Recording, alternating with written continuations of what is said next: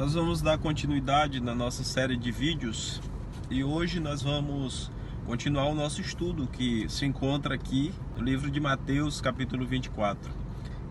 Eu gostaria de refletir com você em dois versos. Você lembra que os últimos que nós estudamos foi o versículo 3 e o versículo 4. E o versículo 5 e 6 que eu gostaria de refletir junto com você nesse momento. Verso 5 diz o seguinte: porque virão muitos em meu nome, dizendo, eu sou o Cristo, e enganarão a muitos. Verso 6 diz assim: e certamente ouvireis falar de guerras e rumores de guerras. Vede, não vos assusteis, porque é necessário assim acontecer, mas ainda não é o fim. Verso 7 diz assim: porquanto se levantará nação contra nação, e reino contra reino, e haverá fomes e terremotos em vários lugares. Verso 8 diz assim: porém tudo isto é o princípio das dores.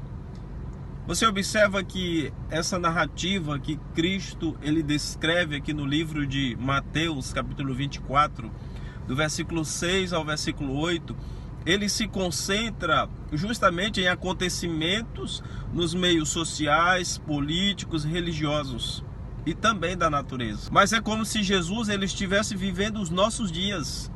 É como se Jesus estivesse contemplando os dias do século 21. É como se Jesus estivesse olhando para o ano de 2020 e 2021. Ao longo dos anos, amigos, várias guerras foram travadas, e duas em âmbito mundial, das quais ceifaram milhões de vidas. Quando nós nos deparamos com esse relato do livro de Mateus, muitas pessoas tentam amenizar essa situação olhando para o contexto dos dias que tem se passado, e elas dizem assim: mas guerras sempre aconteceram. Você percebe que de 1914 a 1918 e de 39 a 45, você observa que tivemos praticamente duas guerras em âmbito mundial em um intervalo de menos de 100 anos. Você percebe como aquilo que Jesus falou se cumpriu? Outra coisa, e você percebe que ao longo dos anos seguintes, as guerras elas continuam.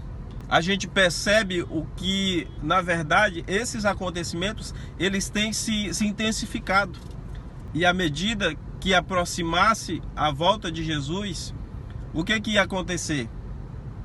As guerras iam se intensificar, a fome ia se intensificar, os desastres naturais iam se intensificar, as doenças iam se intensificar. E falando em doenças, nós estamos vivendo uma época pandêmica em que o mundo se aprisiona com medo de um vírus. Tudo é desconhecido. Então os acontecimentos que estão diante de nós, eles identificam o tempo em que nós estamos vivendo. E esse tempo é do breve retorno de Jesus. Você está preparado para encontrar com o teu Senhor?